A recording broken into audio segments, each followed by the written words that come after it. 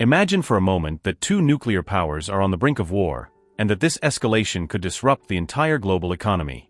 Now imagine that thousands of miles away, in the icy waters of the Arctic, a country is secretly building the most formidable geopolitical weapon of the 21st century. This story begins today, and it will change your perception of the world forever. As you watch this video, somewhere in a Russian shipyard, workers are assembling the pieces of a colossus of metal and nuclear technology. It's not a submarine, it's not an aircraft carrier. It's something far more strategic, a nuclear icebreaker that could redefine the global economic balance. But wait, because the story gets really fascinating when you understand the link between this construction and what is currently happening between India and Pakistan.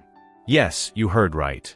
These two Asian giants, armed to the teeth and equipped with nuclear weapons, are once again on the brink of confrontation. And this time, the consequences could be catastrophic for all of us. Let me explain why your next Amazon order could cost 3 times as much because of what is happening right now in Kashmir.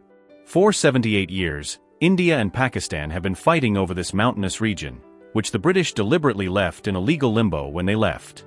It was a deliberate strategy to keep these two nations in perpetual conflict. Great for dividing people, but disastrous for global stability. Today, these two countries together possess more than 160 nuclear warheads and armies of several million men. But here's the detail that no one is telling you in the newspapers. This conflict does not only concern these two countries.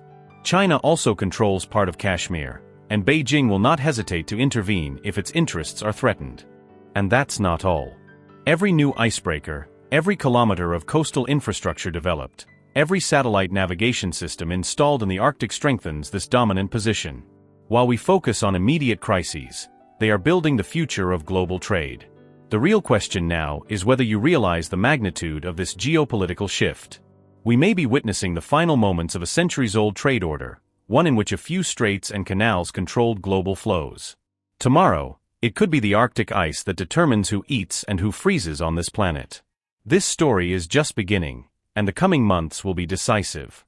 Because as you finish watching this video, somewhere in the Arctic, Russian engineers are continuing to build what could well be the new highway of the world. Remember the Ever Given, the container ship that blocked the Suez Canal for a week in 2021. 7 short days that cost the global economy $60 billion. Now multiply that impact by 10 if 2 crucial maritime areas close at the same time. This is precisely where the story gets really interesting, because while the whole world is worrying about these crises, one country is quietly preparing its alternative solution. Russia, with its impressive geostrategic vision, has been developing the Northern Sea route for decades, an Arctic route that could bypass all these geopolitical flashpoints. And guess what? They have just launched the construction of the Stalingrad, their 7th new-generation nuclear icebreaker. While Trump's America promises to build 48 icebreakers to catch up with Russia, Russian shipyards are running at full speed. The problem?